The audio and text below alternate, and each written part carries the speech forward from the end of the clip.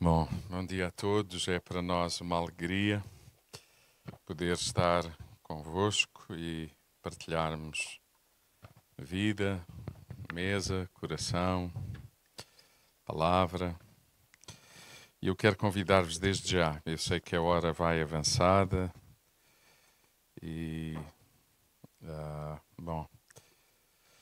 e nós vamos tentar remir o tempo. Abra a sua Bíblia no Evangelho de Lucas, no capítulo 14. Aquilo que eu vou partilhar convosco é assim, uma palavra que tem feito parte do nosso percurso lá em Lisboa de há 11 anos, esta parte. Momento em que assumimos a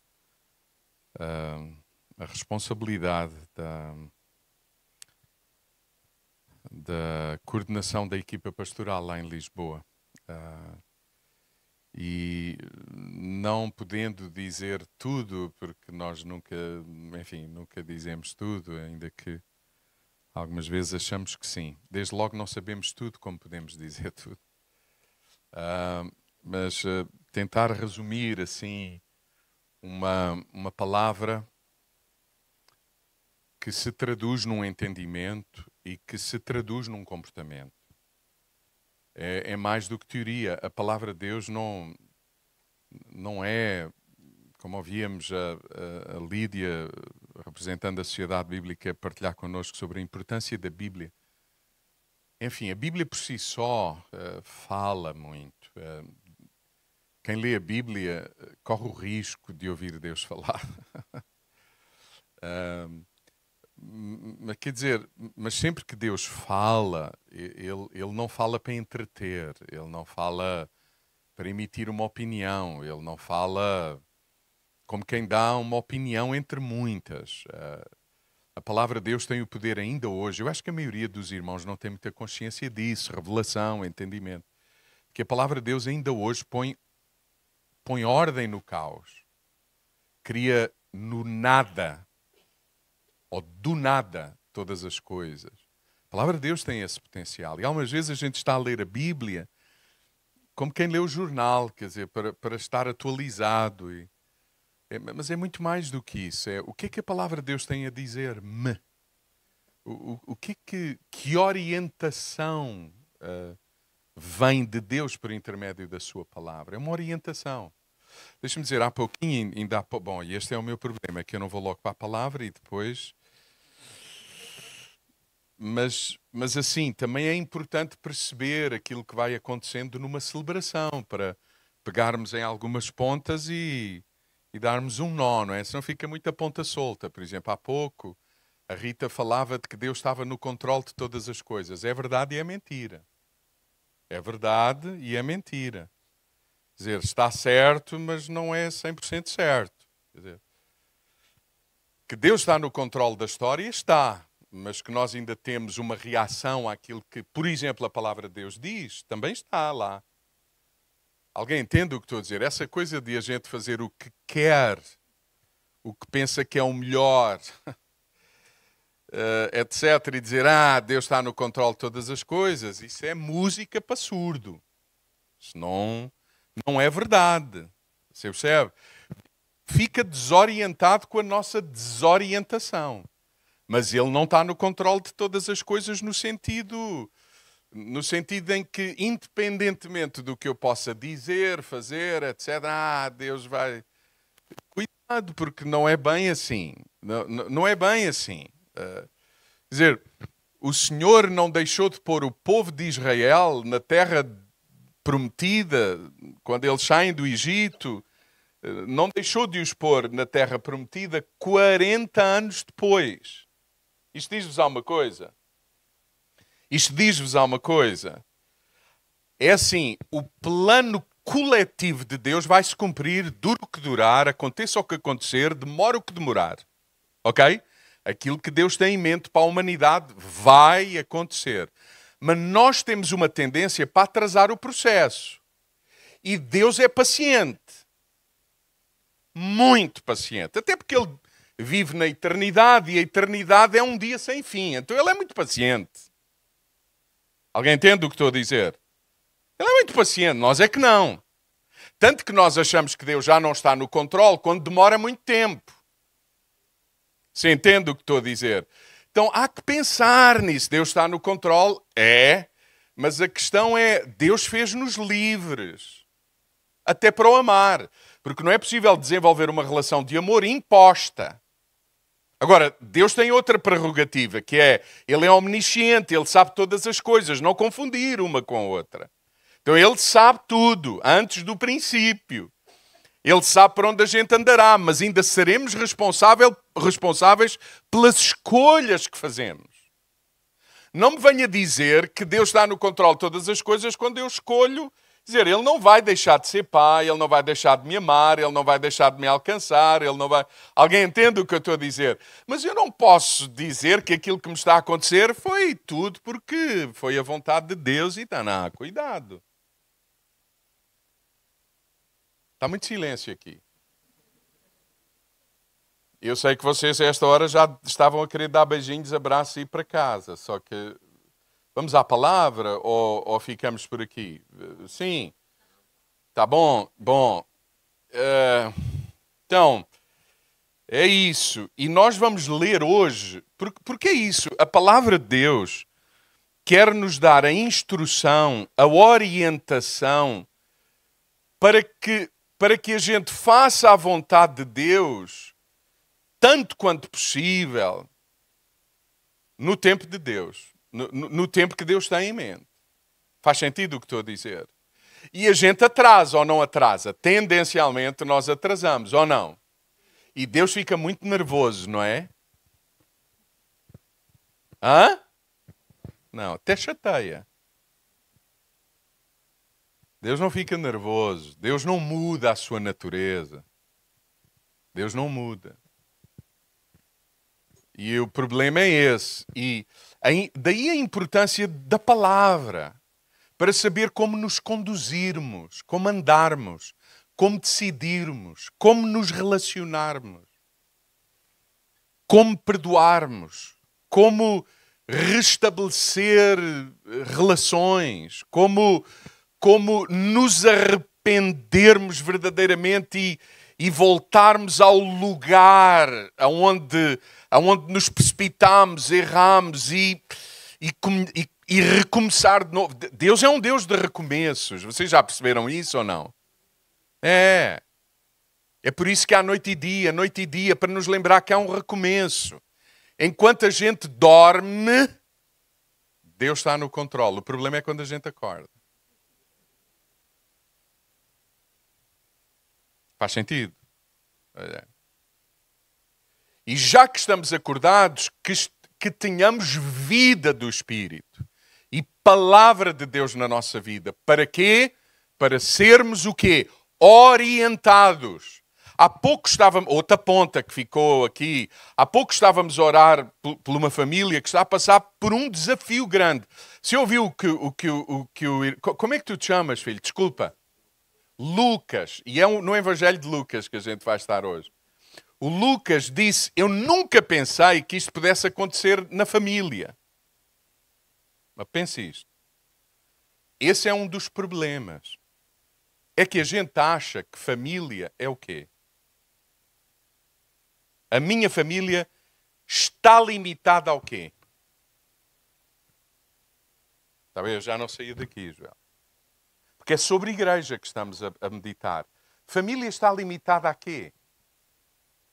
Sangue? Alguém disse sangue? A Isabel não é do meu sangue, então. Ela não é da minha família. Você já percebeu isso? A pessoa com quem eu sou casado, a pessoa mais importante da minha vida, não é do meu sangue. Cuidado com esses. Você sabe, esses dizeres por aí. Minha família, meu sangue. Sabe quem é a minha família de acordo com o Evangelho? A humanidade. Sabe quem é o outro? É um de quem eu me deveria ser quê? De quem eu deveria ser quê? De acordo com o Evangelho. Próximo. Mas a gente acha que próximo é o que está perto de nós. Não. Próximo é aquele de quem eu me faço próximo.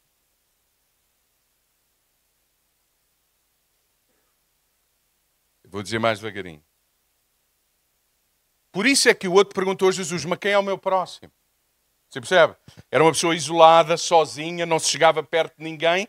Por isso ele tinha razão para perguntar a Jesus, mas quem é o meu próximo? Então o Senhor conta-lhe uma parábola de quem? De alguém que era próximo do outro para lhe ensinar o que era ser próximo? Não. Era de alguém que estava mais longe do que podia estar do outro e que se chegou próximo, por isso tornou-se o próximo. A gente tem que mudar o entendimento. Você está a ver? Isso é o que a palavra de Deus faz na nossa vida. É a renovação do entendimento. Para conhecermos a palavra, a vontade, a natureza de Deus. Para pautar a nossa vida. Para não nos perdermos. Para não demorarmos 40 anos a perdoar. Para não demorarmos 40 anos a nos reconciliarmos. Para não demorar 40 anos a admitir que somos uma família. Faz algum sentido o que estou a dizer? Sim ou não?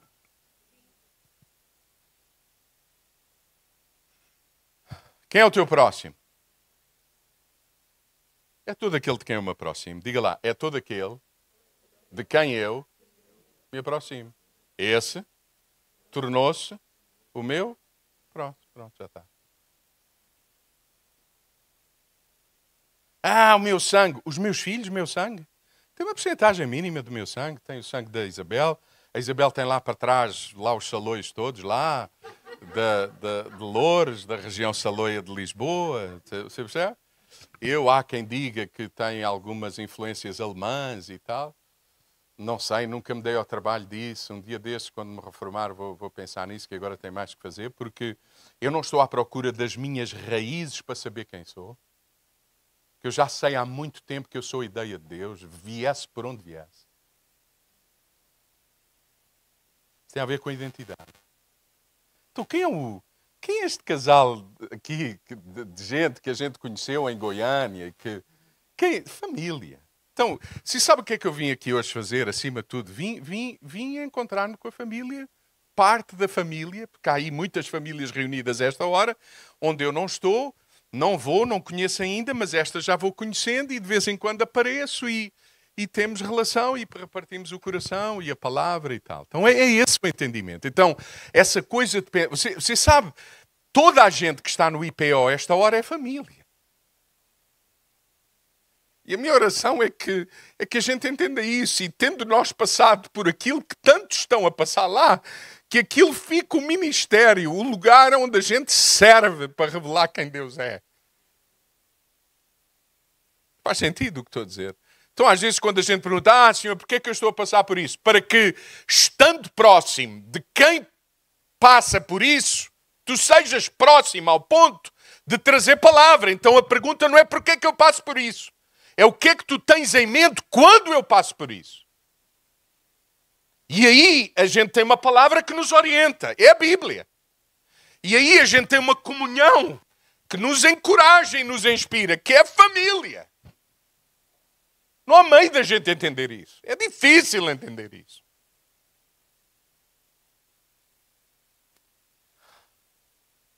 Isso é tão visível até nos clubes. Aconteceu ontem. Também entendeu, meia palavra basta. Você já viu? É a cena do poder, é a cena do... Você sabe? Não. É. Muito mal, muito difícil. Venha lá, Lucas, no capítulo 14. Já lá vão 13 minutos, você já viu? É isso. É difícil. Num certo sábado, Lucas 14, num certo sábado, Jesus vai à casa de um dos fariseus, foi à casa de um dos fariseus, dos chefes dos fariseus, para comer com ele. Dizem outras traduções que Jesus foi convidado pelo chefe dos fariseus para ir comer à casa dele. Diz, e todos observavam o que Jesus fazia. Escute, ninguém convidou Jesus neste contexto, ninguém. Jesus não foi convidado neste contexto porque o amavam ou o queriam honrar. Convidaram Jesus para ir para este contexto para o observar. Você consegue perceber o ambiente que está ali? Eles chamaram Jesus para o medir de alto a baixo, para estar atentos a tudo o que ele dizia, fazia, como é que ele olhava, para onde ele olhava, como é que ele comia, tudo. Este não é um convite nada agradável. O banquete Este banquete era Era difícil estar ali. Mas sabe, o que eles não sabiam é que eles tinham acabado de convidar quem? Deus.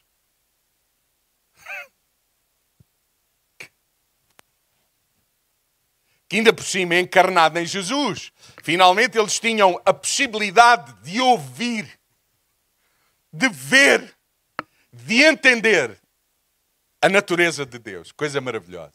Não é isso? Eu quando estou... Eu parava quase 1 hora por cada versículo aqui, porque é isso. Você já imaginou? Convidam Deus para... E numa de o observar, e eles correm o risco, e vão correr. Você já vai ver que é um risco. Ter Deus na vida é um risco. É, acima de tudo, o risco de perceber que eu estou errado e Ele está certo. Mas é isso que muda a nossa vida. É isso que muda a nossa vida. No certo sábado, ele foi lá e tal. E todos observavam o que Jesus fazia. Mesmo em frente dele, diz Lucas, estava um homem que sofria de uma doença que o trazia inchado. Isto não é inchado como eu. Eu estou inchado, mas é por outras razões. Esse homem é um homem doente. Era um homem que sofria de acumulação de líquidos corporais e provavelmente ao nível do abdômen. Tem a ver com acumulação de líquidos, etc. Era um homem inchado, doente, um homem que sofria bastante, enfim. E alguns de vocês estão a perguntar assim, mas esse homem também foi convidado? A resposta a essa pergunta é não. Esse homem não é convidado.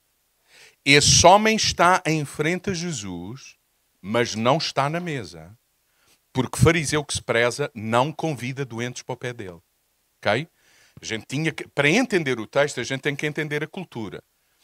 Estas casas nobres de algumas pessoas mais nobres entre o povo, nomeadamente um chefe dos fariseus, é uma casa que em dada altura tem num terraço em cima da sua casa, o lugar com um toldo, é o lugar mais fresco da casa a partir de determinada hora do dia, onde se come. E mais do que isso, é um lugar que quem passa na rua pode ver o que está a acontecer em casa. A gente tem que perceber isso para perceber o que é que este freguês lá faz. Porque ele não é convidado, Joel. A gente não tem que pensar que ele é... Para ter Jesus à mesa já era demais.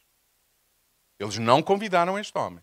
Então este homem ousa entrar no pátio da casa onde Jesus e os fariseus estavam a comer. Pense nisso, porque é isso que está a acontecer. Então ele atreve-se. E mais outra coisa, era comum naqueles dias, depois destes banquetes, sobrar alguma comida para dar aos pobres e àqueles que, estando doentes, não conviviam normalmente com todos os sãos.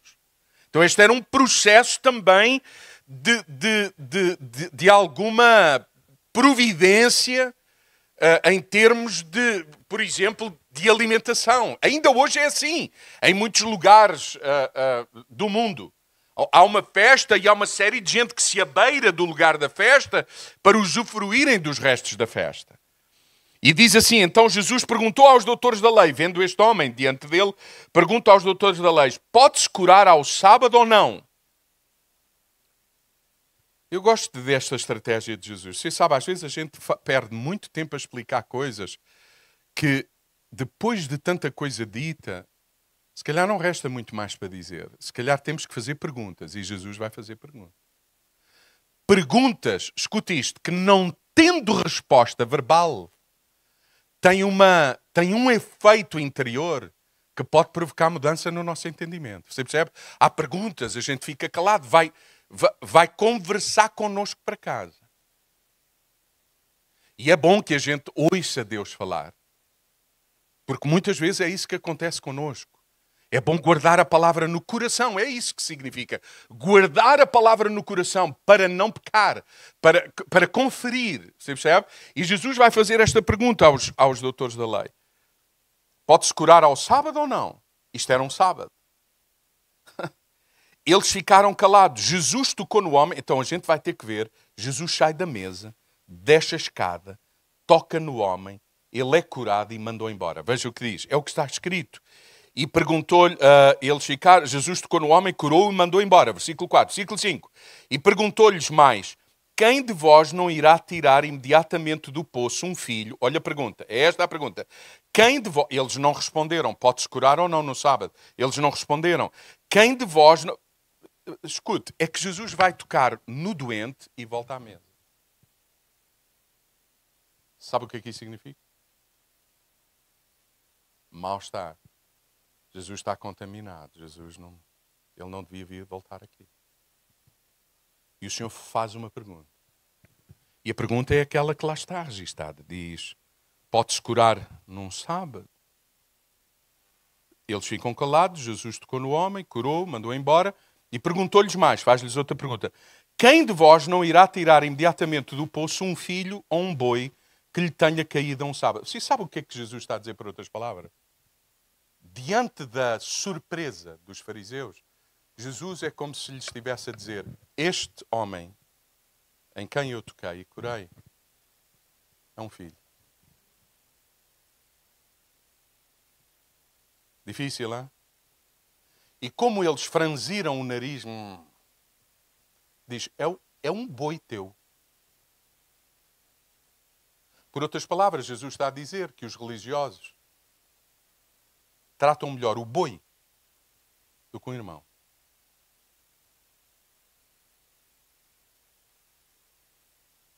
Posso fazer uma pergunta? Quem somos nós? Filhos de Deus. Qual é o nosso modelo? Jesus. Como é que a gente olha para todos? Como bois? Ou como filhos? Ou como irmãos? Como é que a gente lida com quem não conhece Jesus? Não, eu sei que isto é controverso. Não há meio da gente dar a volta. Sabe qual é o problema dos irmãos? É que há alguns irmãos fora da igreja que não vivem como irmãos, mas o problema é que há muita gente, a quem a gente chama irmão, que não vive como irmão. Então a gente fica confuso. Das duas, uma, ou chama irmão a todos, ou não chama irmão a ninguém. Sabe como é que eu trato toda a gente? Irmão. Na dúvida, é um irmão. Foi assim que Jesus lidou com toda a gente. Faz sentido o que estou a dizer ou não? E quem é Jesus? É Deus. Quem somos nós? Feitos à imagem e semelhança de Deus. A obra-prima de Deus. Como é que a gente lida uns com os outros? Dentro, fora, em casa, no trabalho, na cidade? Como? Eu estou a dizer-vos que esta é uma palavra sobre a qual a gente medita e não é este texto apenas, é um entendimento. E este entendimento está espalhado por todo o Evangelho. Então este entendimento é uma palavra nesse sentido, uma palavra que gera vida, uma palavra que põe ordem no caos, uma palavra que do nada cria todas as coisas. É uma palavra que a gente tem trazido à igreja em Lisboa há 11 anos. E é uma palavra que está no coração, independentemente de por onde eu vá. Porque é uma palavra que revela, é uma palavra que cria, é uma palavra que transforma o entendimento para nós percebermos verdadeiramente quem somos. Porque aquilo que Deus tem em mente é muito mais do que fazer um ajuntamento para o cultuar. Aquilo que Deus tem em mente é reunir uma família que revela, uma família de filhos que revelam quem o Pai é. E a gente tem resumido a nossa caminhada cristã a uma celebração. A um culto. Isso é coisa de pagão. Nós somos filhos de Deus. Aquilo que Deus tem em mente desde o início é família. Aqueles com quem a gente se cruza você percebe? São nossos. É gente amada. É gente por quem Jesus deu a vida. Faz sentido o que estou a dizer? Sim ou não? Como é que a gente olha uns para os outros? Jesus está a dizer quem é Ele para ti. Você já viu onde Jesus está a levar a coisa? Ao extremo em que Jesus está a levar? Se Ele fosse teu filho, no sábado tinhas dúvida, se Ele caísse num poço, o que é que tu farias? Então a questão é que, você sabe, nós faremos pelo outro em função da forma como vemos o outro. Por isso Jesus dizia, se os vossos olhos tiverem luz, todo o vosso corpo, todo o vosso ser é iluminado. Vocês não vão tropeçar. Vocês não vão andar aos tropeções. Bom, você já viu como este banquete começou? Que comida! Você já percebeu porque é que Jesus diz nem só de pão vive o homem? Porque esta comida faz bem a muita coisa. Você sabe, há uma comida que alimenta as células do nosso corpo, mas há uma comida que nos transforma Mas há uma comida que alimenta o nosso homem interior e que transforma a nossa forma de entender, ver e viver. É a palavra de Deus. Nem só de pão vive o homem, mas da palavra. Bom, o banquete começou. Não sei se eles já estão a comer. Parece-me que não. Que é muito difícil engolir com esta conversa. Ao reparar como alguns convidados escolhiam os lugares de honra à mesa, isto é, Jesus disse-lhes, quando alguém te convidar para um casamento, não te sentes no lugar principal, porque pode acontecer que tenha sido convidado alguém mais importante do que tu. Então, porquê que você acha que Jesus está a dizer isso? Sabe porquê? Os convidados para este banquete chegaram mais cedo. Era a ver quem chegava mais cedo. Sabe para quê? Para se sentar no lugar mais importante do banquete. E aquilo havia... Você sabe que os fariseus... Uma das características dos fariseus dos dias de Jesus é uma questão de ler história. Você sabe, é tão importante ler a Bíblia como entender o contexto em que os textos estão escritos. Está a ver? Porque é aí que a gente vai ter um entendimento mais alargado da coisa. Você sabe, a mesa para os fariseus era o elemento por excelência de segregação. Só se sentava na mesa deles gente como eles. E mais do que isso, e na dúvida, os fariseus, sabe como é que eles comiam? Alguém sabe? Sabe qual é a companhia preferida deles quando eles estão à mesa? Zero. Sozinho. Porque eles sempre achavam que mesmo um como eles poderia ter pecado aqui ou acolá e estando à mesa podiam se contaminar. Você lembra-se o ensino de Jesus que aquilo que contamina não é o que entra, mas o que sai. Você lembra-se disso? É disso, é o que sai, não é tanto o que entra. É o que vai no coração. Bom, eles começaram a chegar mais cedo e a escolher os melhores lugares, lugares de honra, os lugares principais da mesa. Isso era estabelecido também. Por isso era muito estranho para os fariseus ver Jesus a comer com as multidões. Muito estranho. E com os discípulos, enfim. Quando alguém te convidar para um casamento, não te sentes no lugar principal, diz o versículo 8. Então, aquele que convidou os dois terá que te dizer, dá o lugar a este. Ficarás depois envergonhado quando tiveres de procurar o último lugar. Por isso, quando fores convidado, senta-te no último lugar e assim, quando vier o que te convidou, dirá, amigo, passa para um lugar mais honroso. Nessa altura ficarás muito honrado diante de todos os que estiverem contigo à mesa.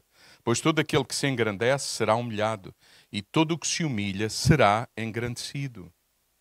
Você está a ver o ambiente aqui? Jesus vem para ser observado, mas Jesus também está a observar. Essa é outra coisa. Essa é outra coisa. Não há nada que passe despercebido aos olhos do Senhor. E já agora eu vou dizer-vos o seguinte. Seria muito bom nós acharmos que nós não sabemos tudo, nem a respeito de nós, quanto mais dos outros. Se há um que sabe tudo a respeito de cada um, é o Senhor. Se lembra-se o que João diz? Diz assim, sobre Jesus, João diz assim, ninguém precisava de lhe dizer nada sobre quem quer que fosse, porque ele bem sabia o que cada um era.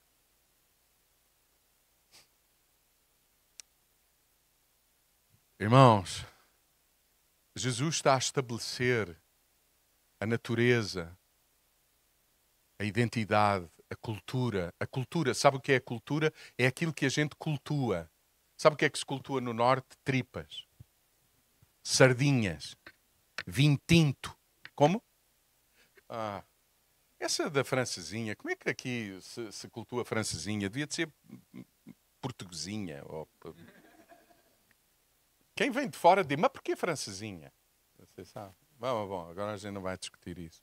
Você sabe o que é culto? É aquilo que a gente cultua, é aquilo que a gente venera, é aquilo que para nós é importante.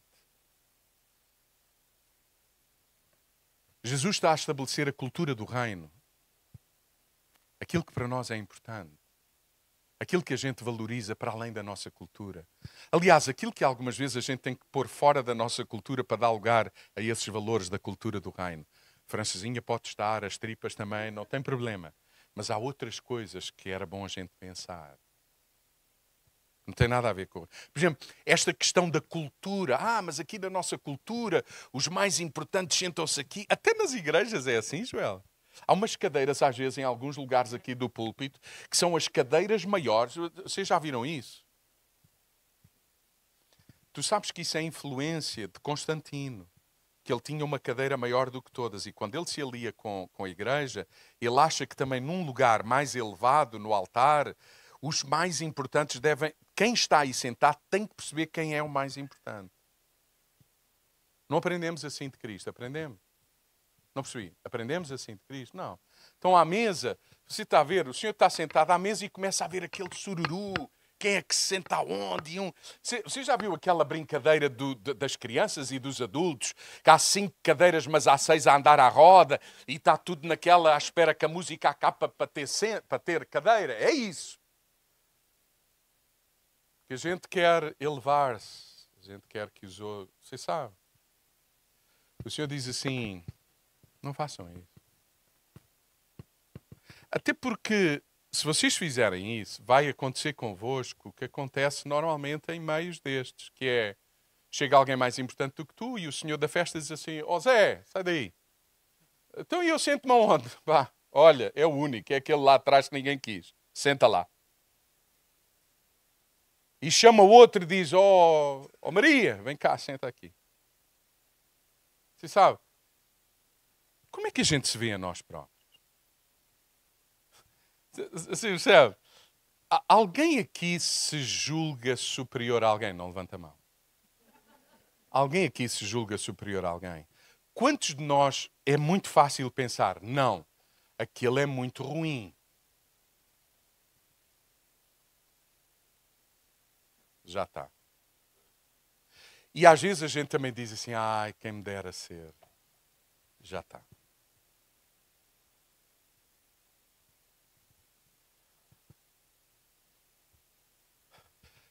Como é que nós tratamos uns com os outros? Há bocadinho estávamos a falar, isto muda tudo. Se a gente... Você lembra-se o que é que o apóstolo Paulo, por exemplo, ensina a Timóteo? Diz assim, Timóteo, tu quando falares com as irmãs na igreja, se forem pessoas assim mais velhas, trata-as como mães. Você já viu aqui? Olha, e se for alguém mais novo, trata-as como...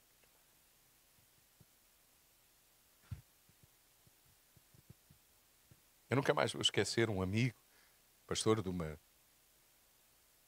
igreja bem significativa lá em Lisboa. A filha dele passou por um processo tão complexo, dois amigos, tão complexo. E ele já tinha lidado com situações semelhantes com outras pessoas na sua comunidade, quando aquilo tocou na sua filha. Os dois ligaram para mim e disseram, entre outras coisas, e foi uma relação de muita aprendizagem.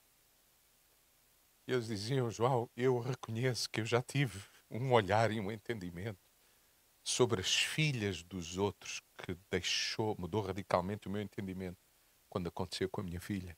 Um deles, sabes o que é que fez, Joel? Subiu ao púlpito, logo após esse domingo, subiu e disse, eu quero reconhecer diante de toda a gente que a forma como eu lidei com esta situação assim, com outras filhas e filhos dos outros, eu fui bem precipitado, eu fui bem... Não é a forma de lidar com isso. A gente não vai chamar ao erro acerto, nem ao acerto erro. Mas como é que a gente lida com a situação? Como é que a gente conduz? Como é que nos posicionamos como irmãos? Você entende o que eu estou a dizer? Como mãe, como irmã, E agora o Senhor está a dizer assim, como é que a gente se posiciona assim, uns dos outros? O que é que a gente quer? A gente aspira a quê? E o Senhor diz uma coisa muito, muito ruim de ouvir, muito difícil de ouvir. Quem se exalta, é uma questão de tempo, será humilhado. Mas quem se humilha, quem se põe no seu lugar, não é humilhar no sentido de se julgar inferior a todos. É quem se põe no seu lugar, quem sabe o que é diante de Deus acima de tudo. Até porque quem sabe quem é diante de Deus acima de tudo, não se importa nada de se sentar no lugar de menos honra entre os homens. Porque quando eu sei quem sou, eu posso me sentar em qualquer lugar. Agora, quando eu não sei quem sou, eu acho que o lugar atribui-me valor. Isto tem tudo a ver com identidade. Quem sou eu? Tu és muito mais do que filho do teu pai e da tua mãe. Tu és uma ideia de Deus. E isso deveria renovar o nosso entendimento e posicionarmos face à vida. Não darmos mais por aparência, por... Você sabe, é disso que Jesus está a falar, entre muitas outras coisas possíveis. Venha comigo, versículo 12. Depois Jesus dirigiu-se àqueles que o tinham convidado e disse, quando ofereces um almoço ou um jantar, não convides os teus amigos, nem os teus irmãos, nem os teus parentes, nem os vizinhos ricos, para que não tenham, por sua vez, que te convidar a fim de te recompensar. Irmãos, não, a gente vai ter que parar aqui. Quando a gente pensa em alguém para estar connosco, pensamos em quem? Nada mal. Convidar os amigos, os parentes, não tem nada de mal. Mas será que há espaço na nossa vida para a gente meter na nossa vida, trazer para a nossa mesa gente que não tem nada a ver connosco? Você sabe qual é o maior inimigo da comunidade? A afinidade. Eu vou dizer outra vez mais devagarinho. O maior inimigo da comunidade cristã é a afinidade. A gente acha que é o egoísmo, o egocentrismo, tudo isso é. Mas só que isso é demasiado óbvio. Agora, aquilo que é bem subtil é a afinidade. Porque nós temos tendência para estar com quem pensa como nós, como o que a gente gosta, tudo. Você sabe, crê no que a gente crê. Eu estou a dizer outra vez, esta palavra, este entendimento que partilho convosco, é alguma coisa que está no coração, está na gênese, na gênese da nossa vinda há 11 anos atrás para a comunidade onde hoje estamos. Afinidade.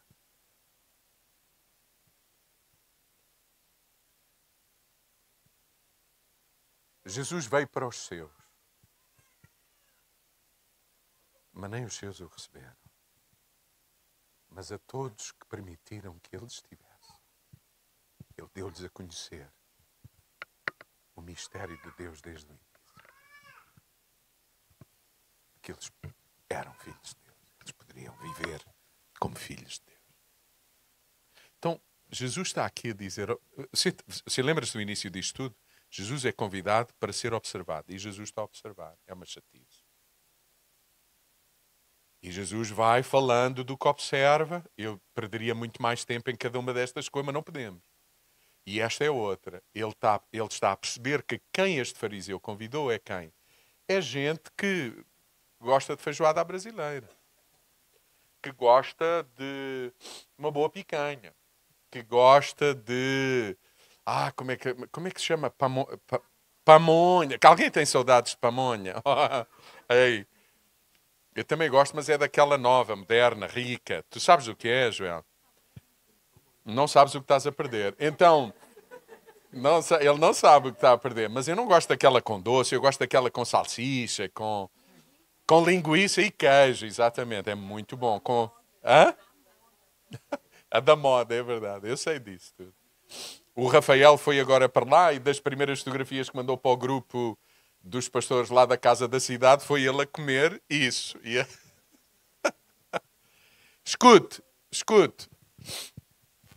Mas é ou não é? A gente junta-se com quem... Você sabe com quem é que um filho de Deus se junta? Com quem não tem nada a ver com ele.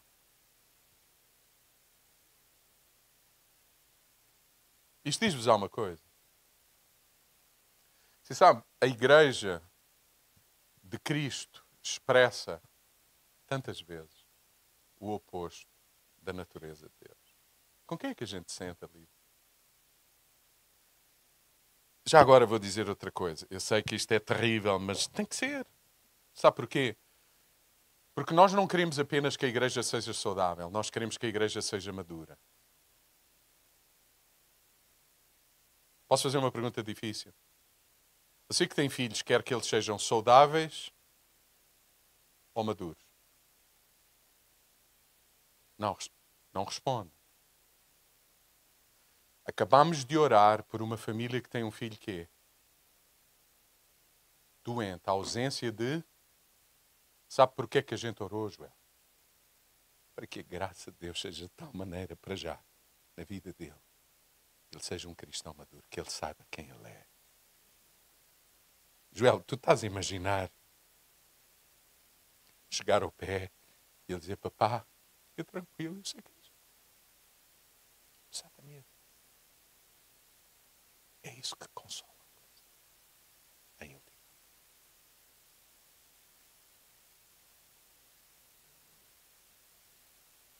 E às vezes a gente está à procura de uma igreja com saúde. E saúde para nós é ser gordo, para alguns. Saúde é ser gordo. Que gordo é. Para outros, saúde é ser vegan. Cada um depois tem o seu conceito. Mas quando a gente entra na maturidade, meu amigo, aí acabou. Acabou a cor. Acabou. Não, maturidade é outra. Porque maturidade tem um modelo. Que é o Espírito Santo, Palavra e Cristo diante de nós. Isso é maturidade. E aí, os veganos sentam-se à mesa de quem come uma grande picanha. E quem come picanha senta-se à mesa dos veganos. Sendo que os que comem picanha comem vegan. Mas quem é vegan não come picanha. Mas quem é maduro está tranquilo. Não se impõe. Joel, isto faz algum sentido ou não? Quando te convidares alguém, convida alguém que não te convida. Sabe qual é o exponente máximo de convidar alguém que não nos convida? É um pobre. Pense na pessoa mais pobre do Porto, ou de Gaia. Isto não é a mesma coisa. Eu sei que não é. Perdão. Não é. Não é. Eu sei que não é. Mas você percebe, aqui no Norte, se conhece alguém que seja o mais pobre, pense nesse. Pense na pessoa mais rica do Porto. Sabe qual é o exponente máximo da revelação do Evangelho na vida dessa gente? É um pobre ter a ousadia, em nome de Jesus, chegar ao pé do homem mais rico e dizer assim, aquilo que eu vou fazer com toda a ousadia à luz de Deus. Eu quero que você venha à minha barraca, porque somos irmãos. E eu vou-lhe dar tudo aquilo que eu tenho, que é um pão duro, torrado, com manteiga e um chá, não tem mais nada. Isso é que é ter revelação. Sabe porquê? Porque a igreja acha que ter revelação de que somos cristãos é um rico dar muito a quem é pobre. Não, isso ainda é muito pobre. Muito pobre. Revelação é um pobre saber quem é, um filho de Deus, que não se julga superior ou inferior ao outro. E diz assim, eu como filho de Deus, eu vou repartir aquilo que eu tenho. Que entende? Você já viu? Isso mudaria o mundo. Agora, qual é o problema do mundo? O rico come com o rico e o pobre só pensa em si. E o rico só pensa em quem? Nele. Estão os dois a viver como? Igual.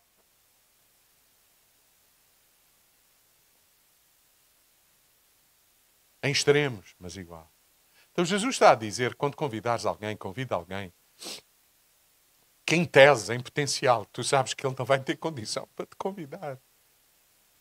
Corres o risco de, se ele tem revelação, mesmo não tendo a condição, ele vai te convidar por saber quem ele é, independentemente da condição. Faz algum sentido isso para vocês ou não? Lídia, dei a importância da Bíblia. A Bíblia. Mas não é a Bíblia pela Bíblia, é o entendimento. É a revelação da natureza de Deus, de quem Deus é, porque foi isso que aconteceu. Jesus, sendo Deus, diz a carta aos Filipenses, diz o apóstolo Paulo, que sendo ele quem ele era, ele sentou-se à mesa de quem? De quem é que ele se sentou? O Eterno. À minha mesa. Ele convidou-me para a sua mesa. Bom, e por fim, eu vou concluir. E era onde eu queria perder a maioria do meu tempo. Ao ouvir isto, um dos que estavam sentados à mesa disse a Jesus: feliz aquele que se sentar à mesa no reino de Deus. Jesus contou-lhe o seguinte: um certo homem preparou um dia um grande banquete e convidou muita gente. À hora da festa, mandou um criado dizer aos convidados: venham, que está tudo pronto. Mas todos eles, um por um, foram-se desculpando. O primeiro disse: comprei um campo e tenho que ir vê-lo. Desculpa, mas não posso ir. O outro respondeu: comprei 5 juntas de bois, vou experimentá-los. Desculpa, mas não posso ir. O outro desculpou-se assim: acabei de me casar e por isso não posso ir. O criado voltou, diz Jesus, contando esta parábola, e contou isso tudo ao dono da casa. Este, muito zangado, deu-lhe esta ordem: vai depressa pelas praças, pelas ruas da cidade e traz para cá. Traz para cá. Traz para cá. Tragamos para cá, para a nossa mesa, para a nossa... Traz para cá os pobres, os inválidos, os cegos e os coxos. Quando o criado voltou, disse: já fiz como mandaste, mas ainda há lugares, ou seja, vieram muitos, mas parece que os lugares não acabam. Então aquele senhor insistiu: vai agora por caminhos e por atalhos e obriga-os a vir, para que a minha casa fique cheia. Garanto-vos que nenhum daqueles que convidei primeiro e que se recusou provam do meu banquete. Aqui Jesus agora está-lhes a dizer que aquilo para o que eles o convidaram é muito semelhante ao reino dos céus, que é o quê? Um banquete. Diga lá comigo: o reino dos céus, o reino de Deus, entre nós, é um banquete. Pois é. Aqui alguém já foi a um banquete? Sim ou não? Casamento, de... Sim ou não? Eu já fui a... Muitos. Já fui até a alguns onde fomos recebidos com tanta honra que os meus filhos achavam que lagosta de entrada. Joel, pensa. Lagosta de entrada. E um dos filhos disse assim: paizinho, mas é isto tudo que a gente vai comer hoje? Como quem diz, ele nunca tinha comido aquilo na vida dele. E ele achava que aquilo era horroroso para começar. Bom era pão com manteiga.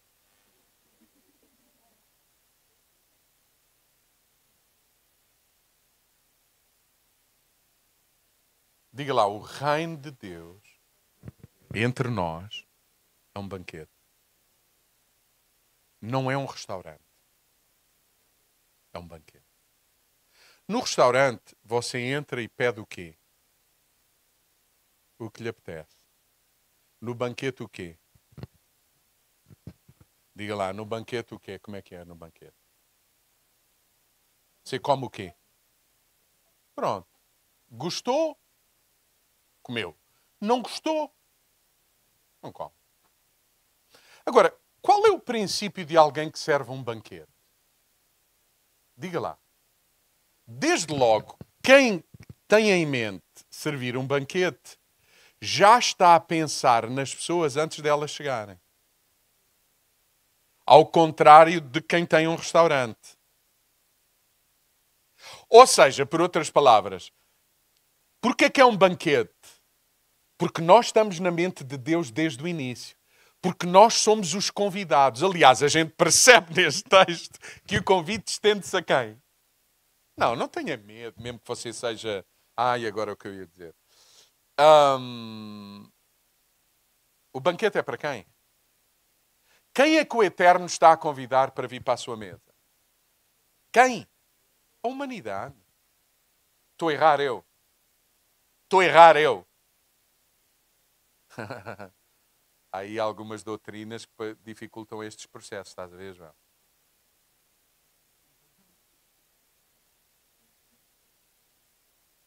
Uma coisa é Deus saber quem vem para a mesa. Outra coisa é Deus estabelecer quem vem para a mesa. Eu estou profundamente convicto, assumo isso, compra a guerra, não tem problema. Não tem problema para mim. Bom, tem problema. Mas eu percebo o que está por trás mais importante do que algumas questões que nos dividem. Banquete. Desde logo começa com um convite. Deus tem em mente a humanidade desde o início. desde a desobediência de Adão, que Deus tem em mente a restauração da relação. Certo? Sim ou não? Sim ou não? E Deus não vai ao restaurante que a gente abriu. Nós é que vamos à festa que Ele preparou.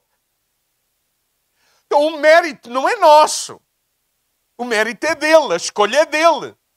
O cardápio é de quem? É dele. Faz sentido isso? Num restaurante, a gente chega ao restaurante, para já, a gente se vai a um restaurante e a comida não... O que é que a gente faz nesse restaurante? Se foi mal atendido, o que é que a gente faz?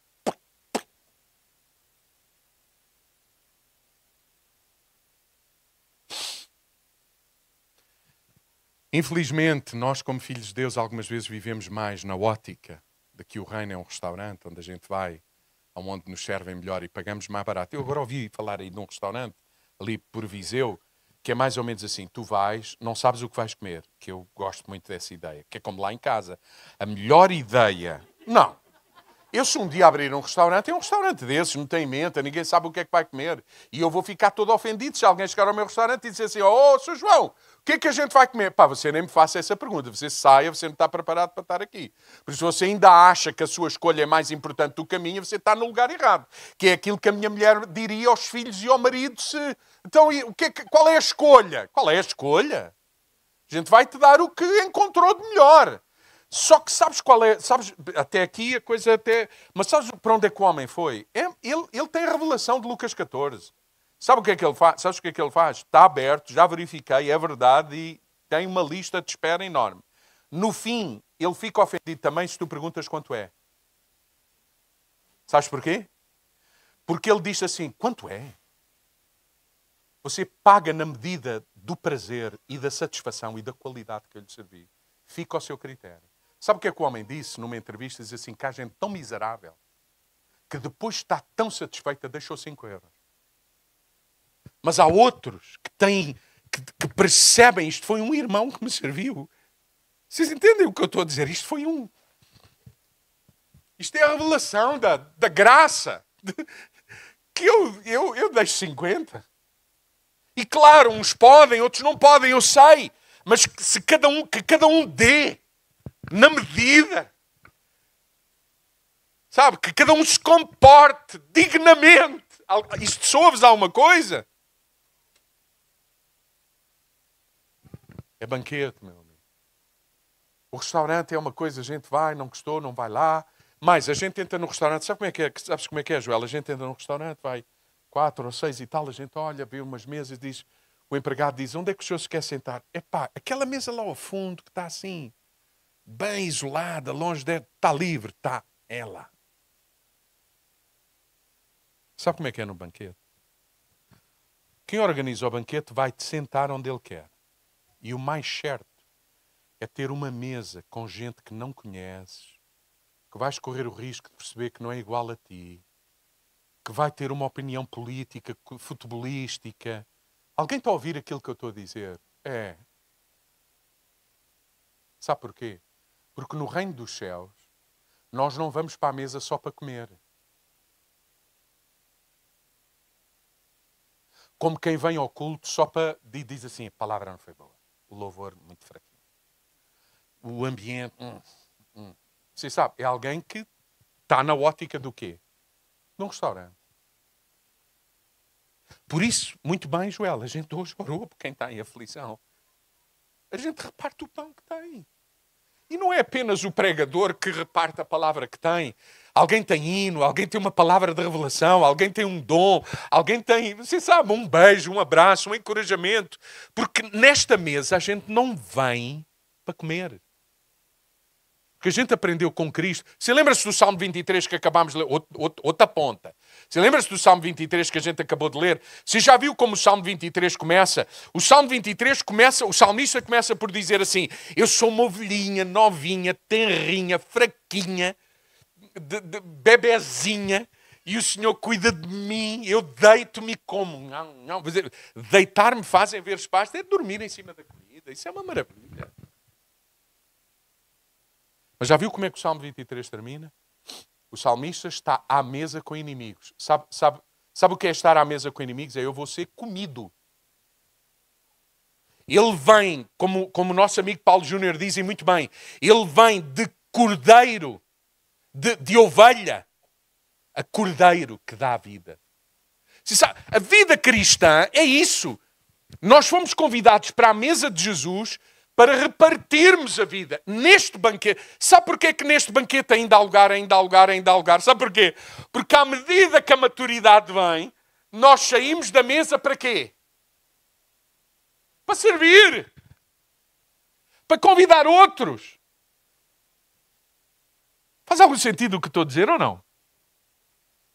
No casamento dos nossos filhos fomos nós que organizámos o banquete e foi isso que fizemos. Sabe que lata é que a gente teve para fazer? Eu e Isabel, com gente madura que está à nossa volta, a gente perguntou assim, Joel, qual é a especialidade lá da vossa casa? Eu gosto de fazer umas tripas. E, vocês podem fazer um tacho para 10 pessoas? Tripas, traz. Um dos banquetes dos nossos filhos foi assim. Que alegria. Você sabe como é que as pessoas vinham para o banquete? Para a festa do casamento? Não vinham, convidaram-nos ainda por cima. Ainda temos que levar comida. Não, gente madura diz assim, privilégio. Alguém está a ouvir aquilo que estou a dizer ou não? Faz sentido o que estou a dizer? Faz sentido. Percebe-se que isto é Deus.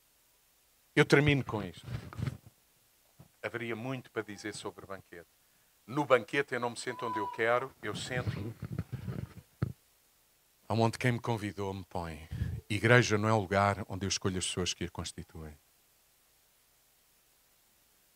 Vou-lhe dizer mais. Família, a sua família, aquela que você diz, é do sangue. Escolheu alguém? Não, responda. Escolheu alguém? E alguém o escolheu? É a sua sorte. Joel, faz sentido o que estou a dizer ou não? O maior inimigo da comunidade é a afinidade. A gente quer que toda a gente pense. Não é possível. Isso não é reino de Deus. Você lembra-se o que aconteceu na noite de quinta-feira? Jesus está à mesa com os discípulos e pega num pão e diz assim, este pão é o quê, Joel? É símbolo do quê? Diz alto, do meu corpo. Pão, símbolo do corpo.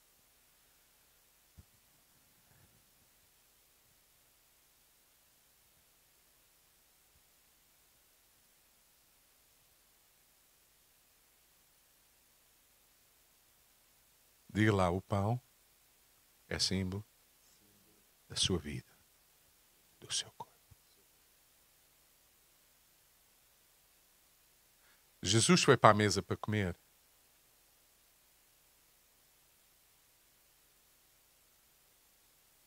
Lavou os pés aos discípulos. Repartiu afeto, palavra, exemplo. Pega no pão no fim de tudo e diz, este pão é símbolo do meu corpo. E partindo os pecados, deu um bocado a cada um. Sabe o que é que aconteceu a Jesus? Eu tenho a certeza do que estou a dizer, apesar da Bíblia não o dizer. Jesus ficou sem pão para comer. Aquele pão que ele partiu, ele não o comeu. Porque se é símbolo do corpo de Jesus, ele entregou-se como, Joel? Totalmente, por inteiro. O que é que sobrou para ele? Zero. Sobrou a cruz, que é símbolo também deste pão partido. E sabe qual foi o problema dos discípulos? Nenhum deles tinha maturidade. Senão eles tinham pegado no pão que Jesus lhe deu, o que é que teria feito, Joel? Não, digam, sem medo de errar. Jesus, tu não vais ficar sem comer.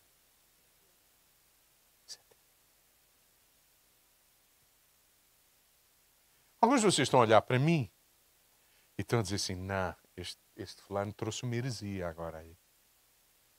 Isto é tão verdade que Jesus, na hora da aflição, família, chorava e dizia, Pai, convida os seus para virem orar com ele. E o que é que aconteceu? Ninguém lhe deu pão. E o Senhor diz, vocês nem por mim oram, nem orar. Então Jesus está a ensinar os...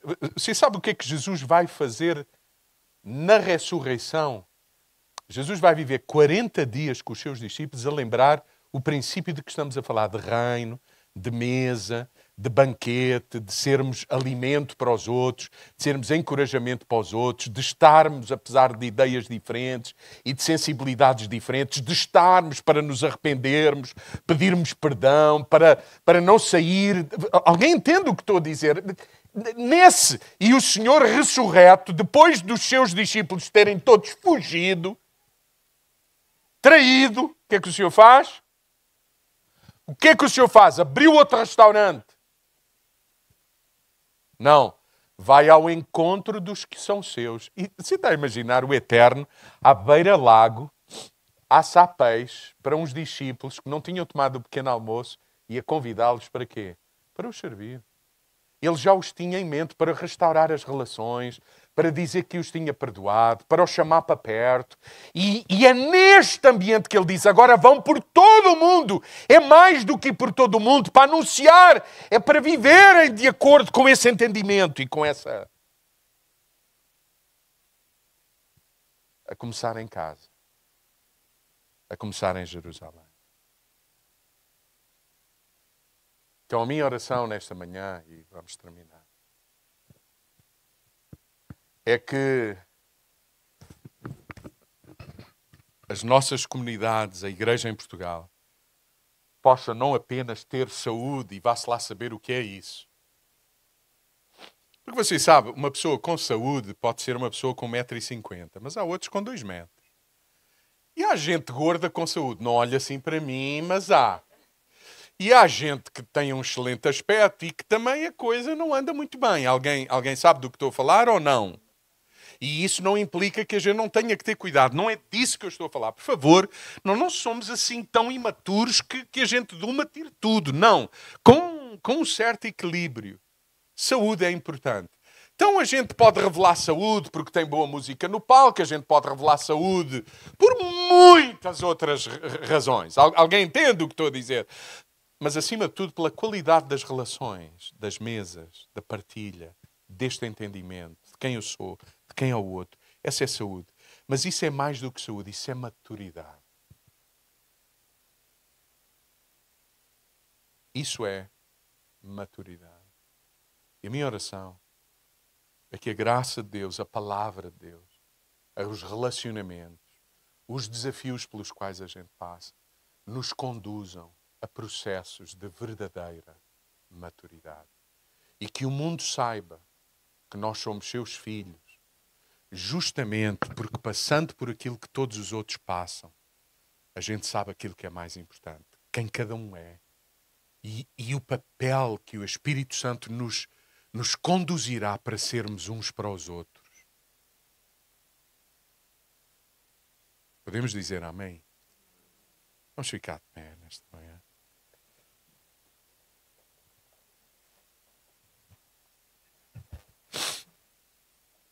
Amém. É possível orarmos por alguém. Não tem que ser necessariamente que esteja ao nosso lado. Não tem. Vamos permitir que a sério, orar, abençoar alguém que está atrás de nós, ao nosso lado. Se calhar até vamos sair do lugar. Sei lá. Um beijo, um abraço. Se calhar um pedido de perdão. Se calhar o reconhecimento de alguma coisa, bom, o que for, mas é possível orarmos, terminarmos a celebração assim? Sim? É complexo?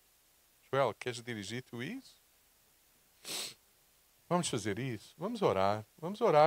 Se é a pessoa que está ao lado, pode ser, não tem problema, mas vamos abençoar, vamos orar por aqueles que estão neste lugar conosco, lembrando também quem não está conosco, abençoando, orando por eles, abençoando, orando para que haja saúde e maturidade, orando para que os processos do Senhor não terminem.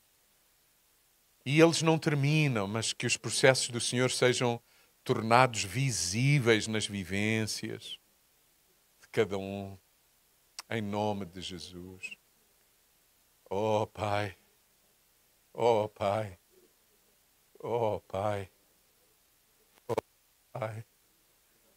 Oh, Senhor. Senhor, dá-nos a graça, o privilégio de ousar, saindo desta casa e sendo isso mesmo para todos à nossa volta. Convidá-los para um banquete preparado, uma mesa preparada,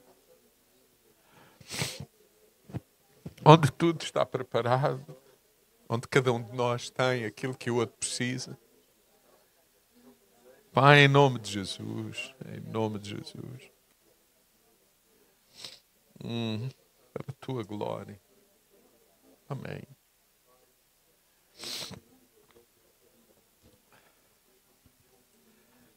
Hallelujah. Thank you, Jesus.